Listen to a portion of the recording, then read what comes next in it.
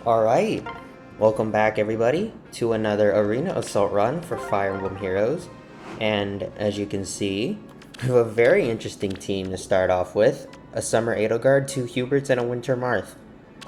It's a very relevant team to face actually, because the day I'm recording this audio is the day when the update notes came out. I'm very curious to see what they're going to do for Hubert Refine. I hope it's something pretty good, or at least pretty unique, because, I mean, Hubert's not my favorite character or anything from Three Houses, but with how much competition he has among other red infantry mages, he really needs something that's going to help him stand out, especially since he's 5-star locked and there's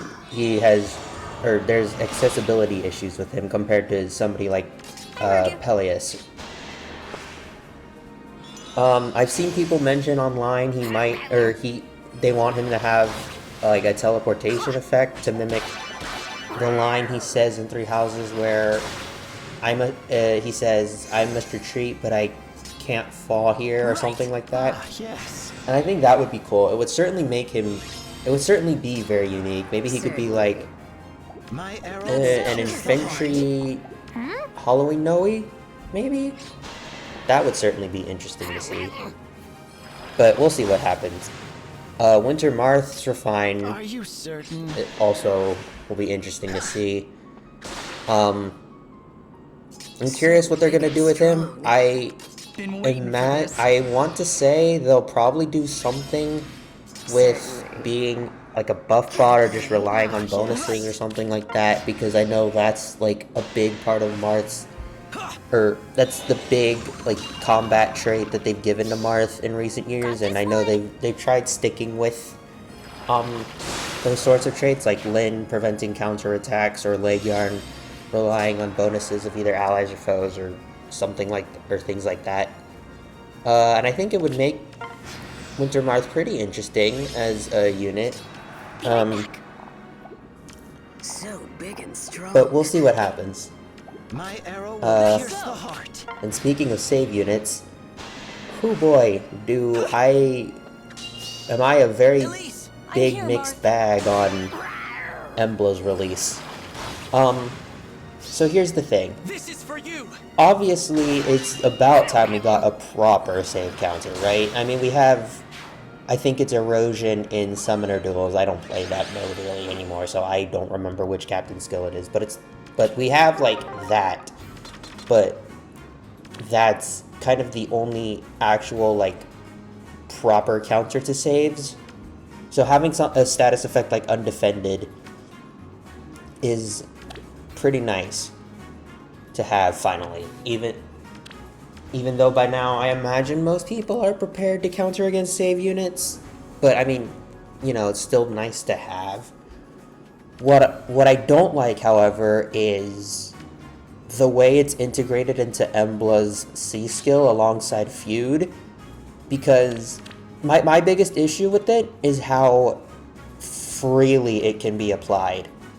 I mean, when you look at like Elamine, Arval, and Milla, all of their debuffs are at least dependent on not just a certain area, but also a stat check. So there is potential counterplay to it, right? If you pick the right units or just stack a bunch, which is easy to do in Aether Raids because of mythic blessings. I haven't seen them myself, but I know res stacking on Bridal Catria is a strategy so that she doesn't get false started and she can still apply the triangle attack and teleportation buffs. So like there is at least that sort of like counterplay to those debuffs. It's a bit complex, yes, but it's at least there.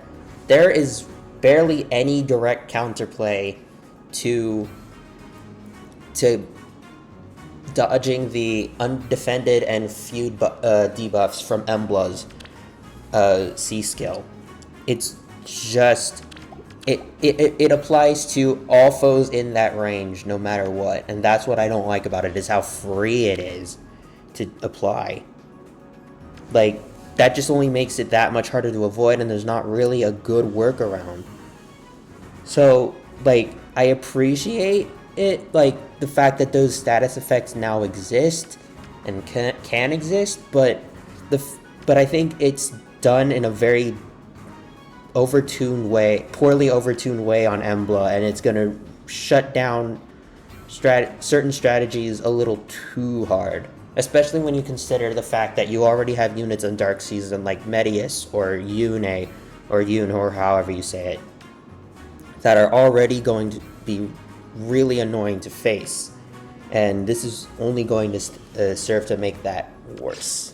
But, I mean, we'll see. I'm still not happy about it, though. Oh, I guess we'll just have to wait and see what happens. Like, maybe, like, how often she'll appear in teams and such, but I'm not confident. And I'm not happy, to be perfectly frank. Like this? And, like, this is the first time I've been, like, this down or concerned about a unit's release. Like, even Fallen Edelgard did not evoke this much of a reaction from me when she was announced. Because, like, at least, I don't know about everybody else, but at least for me personally, it wasn't until I started seeing Fallen Edelgards, like, on defense teams that I started to understand just how annoying she was. And that was when it really became an issue, right? Shall we? So, like, at least, like, it took me until actually playing against her to see just how annoying she was. Emblem, I can just tell right off the bat from the trailer is gonna be annoying. Even if, like, she herself may not particularly be the strongest unit, like, she has her weaknesses as a unit, especially considering her, like, lowish bulk and stuff like that, but just the way the C skill alone just really worries me. I don't like it. I mean, this is the first time I've been, like, outright bothered by the recent, like, power creep stuff in Fae. But, well, I mean, we'll see what happens. So, For the future anyways, back to the match. This one was relatively straightforward. Speaking of Fallen Edelgard, she is on this map. I was initially slightly concerned. Well, I wasn't concerned once I decided to bring Groomroy, but before that, if you might have noticed, I took a while to figure out that I wanted to do that, because when I just had Reinhardt and Celica, I was gonna go for more, like, of a mage-focused team, but then I realized I might not. If I wanted most of my proper counters for Fallen Edelgard were units I would want to save for later, since this was only the second match. So I brought Groomroy. Granted, Groomroy is obviously a strong unit himself, which is why I was also still a little hesitant to bring him, but I needed to bring somebody, because otherwise I don't think I would have won this match against Edelgard. I mean, if I was able to get Legendary Celica into the Desperation range, she probably could have at least, like, done something, but I didn't have the setup for that, admittedly, so I couldn't really rely on that. This match, you see the speed preempt, Young Innis, which I think is kind of an interesting build. It's not a build I would run, admittedly. I have no follow-up on mine, as you might have seen, and I'd rather just stick with that and use them offensively, because, at least for me, speed preempt is not a very reliable skill. There's already only so many units who can really make good use of it, and the best one is the unit it already comes on, being Brave Female Byleth. And with how much stat stacking goes on in today's meta, I feel like it's very hard to reliably pull it off. I mean, it's definitely an interesting build, especially for Young Innis with Time's Pulse. But I don't think it's a build I would particularly run. I feel like it's a little unreliable. Other than that, this team was pretty straightforward. I will say, I do end up losing this one because I just have trouble with spacing. I picked Thracier because Lucas was going to be easy to take out since he's all defense focused, so a green mage would just blast through him. But I brought her because I figured her alongside Legendary Lucina's penalties would do decently against Faye. And then this is the part where excuse me. All right. Part where I probably messed up was, well, not messed up, but like, I think I could have brought somebody other than Aranis and Elysian Travelers, Olivia, and I think I would have done better. Like maybe if I brought a different red unit or something to take on Faye, because I admittedly forgot that Faye had Dragon Wall, and so Thracier was not going to be able to easily, she can do decent damage to her, but she's not going to take her out, and then she'll just die on the counterattack, so I didn't count for that. Yes. That's, I think, part of where I struggle on this map. Can't decide.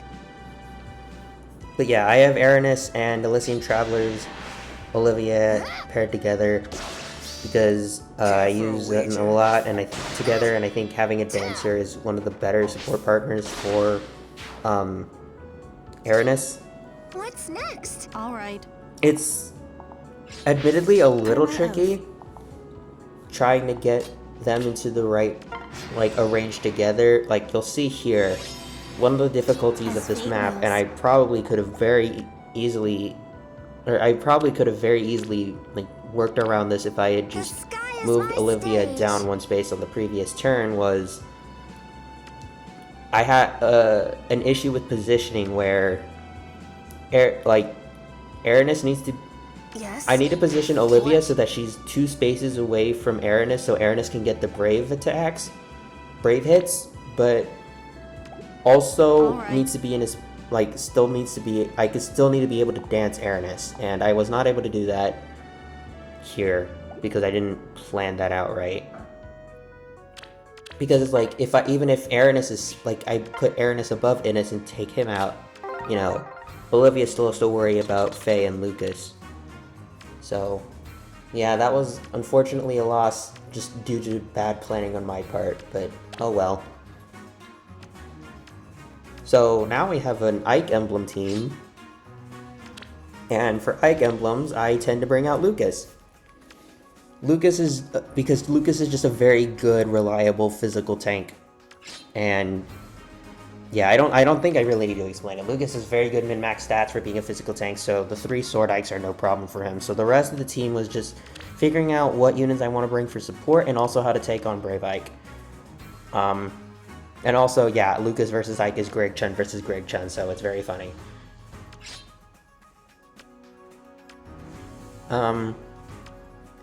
I was originally going to bring New Year's Creed to take on Brave Ike, but I decided to just swap to my tried and true Halloween Ina, just because I figured it would just be more reliable in that regard.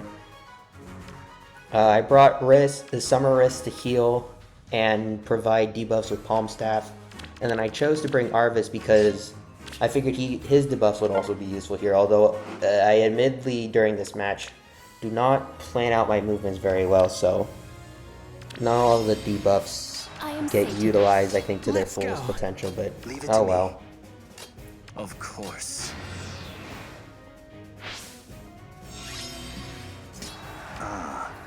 So yeah, I just park Lucas on the defense tile and let him do his thing. What's your gambit? What to do now? Difficult decision.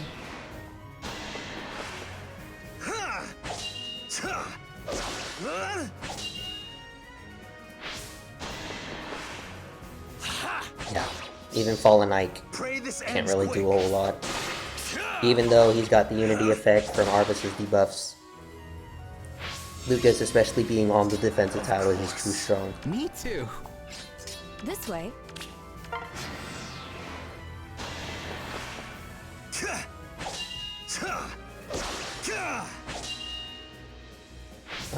Not really much else to say here. I think, I noticed the speed stacking on What to do now? Legendary Ike, and I think I mean, I'm not. I think that's End of the a pretty line. good way to go with him. I would like to invest in an Ike Emblem, but I don't really have the never resources learn. to. I mean, I do have an Ike Emblem, but you know, it's never going to be anywhere near as good as this one. I do have What's your gambit? my two most invested Understood. Ikes are Let's a go. +7 Brave Ike I am and sated. a +3 normal Ike. Both of them have the resplendence. My What to Brave do Ike now? could be Out with it. could be +10 by now if I hadn't Of used course. 3 of them to give steady breath to Noe, Black Knight, and Young Tiki. So that's a little bit of a bummer, but it's not that much of one, only because I did that skill inheritance all the way back in like 2017 or 18 when, you know, steady breath was still like the big thing for everyone to have. I am sated. So, and I only like just recently like Out with it. made the revelation of, oh, What he to could have been do plus now? 10 probably like 6 months ago, I don't want to say, but the point being is just that, you know, it's been like so many years since I used those Brave Surprise. Ikes for skill fodder that, you know, it's hard to really be mad about that, you know what I mean?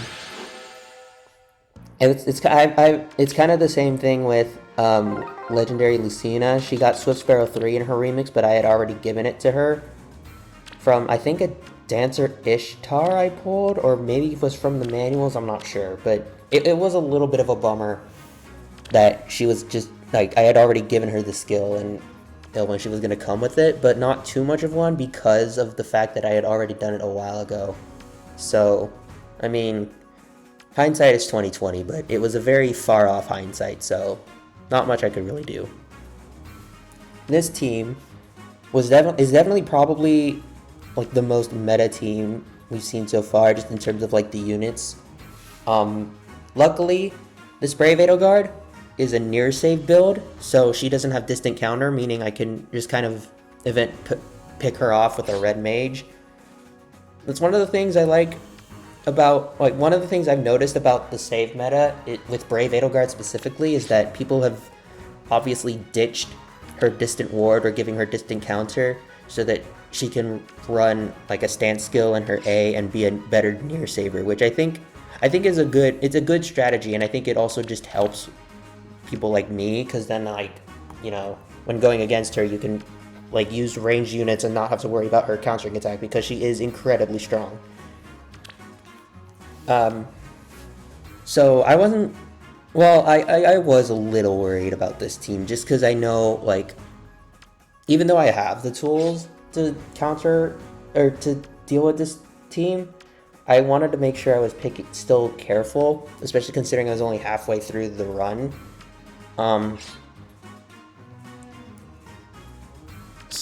And the biggest worry for me was actually the legendary female Corrin.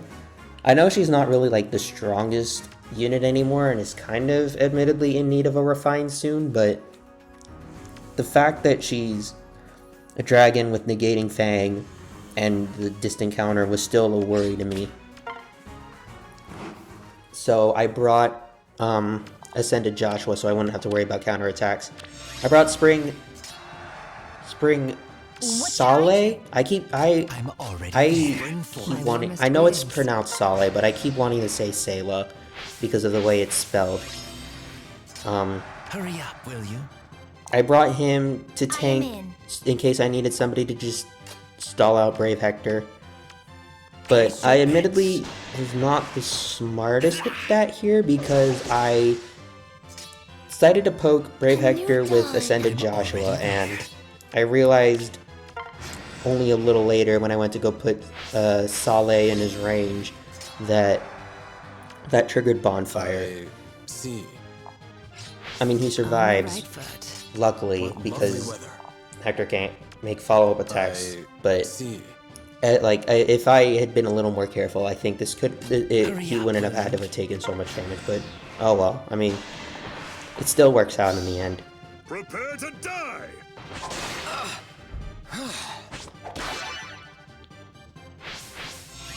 And luckily, the rest of the units are all stuck in a very bad reposition loop, so it's not like I have to worry about them coming down to approach me as I'm trying to What lovely figure out how weather. to deal with this Hector. What should I do?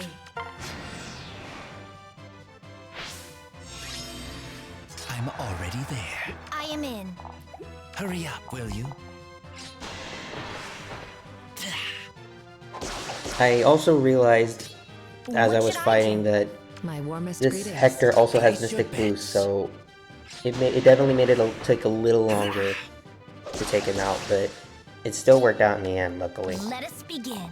I see. What should I do? I was originally just gonna bring Plumeria, as you saw, for this, because I didn't think it was having, or I didn't think the dancer choice I made here was gonna be that important, but You I'm will glad I regret brought this. Peony now, or New Year's Peony, so that she could provide all of the big attack buffs, Spring forth. just to really make sure I had enough firepower to deal with this team effectively. What Yeah, lovely this weather. basically just involves a lot of hit and run, which luckily works out because of how many, like, the reposition loops. I'm already there. A new But I think if dawn. I hadn't been careful, this could have definitely very easily gone very differently. I see. What should I Actually, do? speaking of the Three Houses Lords, they still haven't got, or like their OG versions still haven't gotten refined yet, even though their Brave versions have, and I almost want to say we're even at the On the point. right foot. No, I don't think we are. We're still not at the point yet where the legendaries would get refines, but especially not Claude, I don't think. I think Claude's a little bit of a ways away, but Place your bets.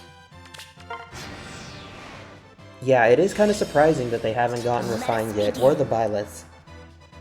I know PM1, Phoenix Master 1, You will said regret this. they might be waiting so that they can do the refines alongside Winter Sothis and just do like a bunch of Three Houses I'm units at already once. there. My Which I think warmest would be greetings. interesting. I think it would be cool to see. should I don't I know if do? they will do it, just because that's not, it doesn't seem like that's something they normally do, but you never know. What lovely weather. Hurry up, I'm will curious you? to see what they're going to give each of those units.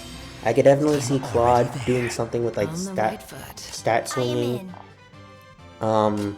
I don't know what they're gonna do with Dimitri's, because I mean, especially, I mean, his condition for getting the guaranteed follow-up attack is already awkward enough as it is, but especially nowadays, I don't know if they're really gonna keep that. Maybe they'll change it to just like if he or his foe's HP is above 50%. I think that's the way they could still like maintain the uniqueness of that Lance and the whole thing about him being like wanting to be noble and chivalrous, excuse me, without making it too awkward for him to actually use.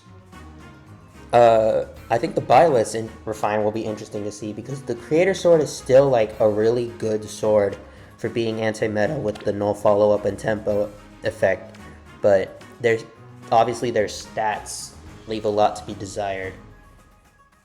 But it'll be interesting to see like what else they give. I'm not sure, but I could see them either supporting or like supporting allies like the legendary versions do, or maybe they just get like other effects. Maybe they get like legendary Nana type effects, like disables skill damage reduction skills, or like can't trigger defensive specials or something. We'll see. Speaking of Winter Sothis, here she is. This team, I brought along Ninja Koran and Ninja Lin because I was just afraid that Legendary Dimitri and Winter Sothis were just not gonna have too much speed, and I wouldn't be able to like reliably attack. So I wanted to really make sure I could. So that's why I brought along the fast Brave users. Shh! Quiet down. And then I So brought fun. Azura because she's paired with Korin and Plumeria, and both of them being for their stat We'll see swings this as well. through. Corin's the Oh coolest. man, I remember when Winter Sothis was, or when she came out, and she was probably the most annoying Looks like it's my turn. armored unit in the game. I think it's because Like, most armored units, even to this day, rely purely on attack and bulk, right? We'll Like, see Fallen this Nato through. At your Guard. command. Actually, like, all the armored Nato Guards and even, and like, Brave Hector and stuff like that, like, they all rely on sheer bulk, but have very low speed. So if you have a speedy unit with the right tools, you can very easily counter them, you know? Actually, you don't even need to have like the craziest amount of speed ever to counter them, but or to outspeed them, but you know, I'm just saying that like speed is important against them. With Winter Sothis, however, that because she was not only bulky and strong, but also had speed, that strategy was not possible, was not doable with her, against her. So, yeah, it definitely made it very tricky to counter her. I remember I actually used to use Luke a lot against her because his brave hits with the color advantage would actually manage to take her out. Granted, back then, I admittedly was not actually using plus 10 units. If I was going against plus 10 Winter Sothises with Luke, it might have been a different story, but the ones I did face, he could take on pretty easily. Actually, yeah, now that I think about it, the same also can be said for Rion Female Grima now. Like, she is basically what Winter Sothis was when she was released. Like, a big ball of stats, and because she can so easily stack speed, that's what makes it so difficult to properly take her.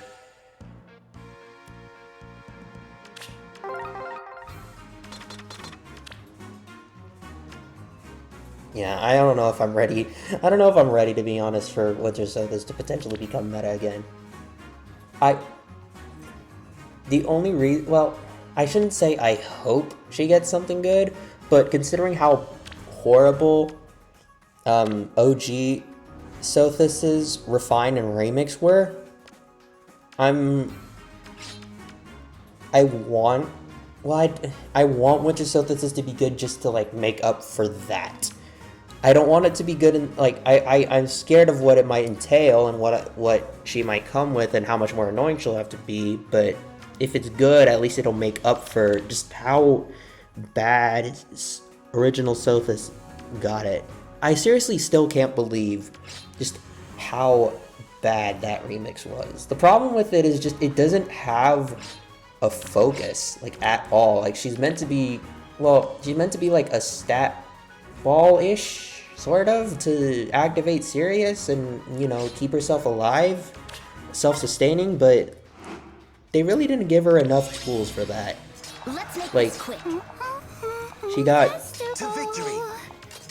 like she got the tempo effect, or half the tempo, which is nice, but then when you consider the fact that she already comes with Time's Pulse and Wrath, which I know Wrath isn't the greatest skill nowadays, but you know, it's still a skill she has. Really? She already can lower her special cool, or activate her special right then and there. Like, she doesn't need the tempo effect, so that didn't really help. And then the fact that she got Null Seek Disrupt of all B skills as her remix skill, which already is such a niche skill as is, especially on Dark, on defense mythics as a whole. Like, it really didn't make sense, and then her Refine was just underwhelming. I really didn't, Yes, of course. I personally was not one of the people who was like super in demand for something, like super crazy out of it, but it definitely needed to be better than it was. At the very least, it needed to give a lot more stats.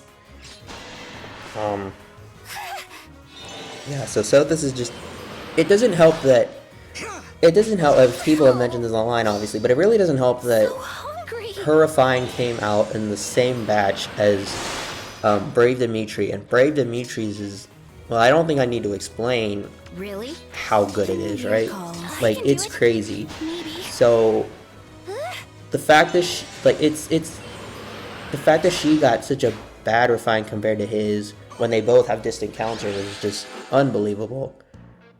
Anyway, that's the end of that rant. I'm ranting a lot this episode, I noticed. So, yeah, that last team, not hard at all. Bernadetta, Lysithia, and Ephraim are very much a good nuke force, I guess, for lack of a better terminology. This team it was kind of interesting to see Winter Lissa and Winter Cecilia, but I mean, you don't see them very often, and they definitely, the fact that they can't get normal refines definitely hurts them a bit, but I know Lissa makes a pretty good user of Arcane Downfall, I think, so it's nice to see, it's cool to see that build. It was cool to see that build. I went ahead and just went with my debuffing team here so that I just had all the firepower I needed to really take on these units because of how tanky they were.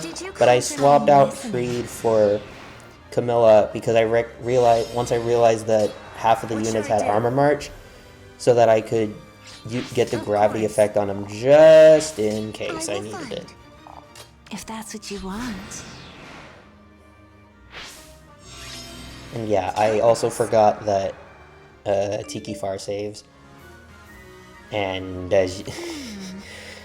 special guest appearance by the Duolingo owl reminding me that my hearts are full.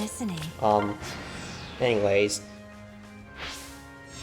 Yeah, I admittedly forgot Tiki has far save for some reason. I am not always admittedly the greatest at remembering who has what saves, but usually I do okay. I don't know how I forgot that one, considering it's into her C slot, but I mean, it didn't matter here, really.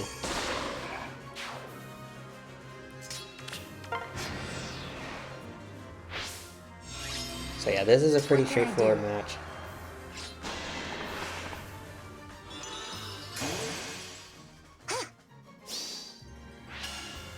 And that really didn't, I mean, that helped, obviously, but you know, she still goes down. Desist in your actions.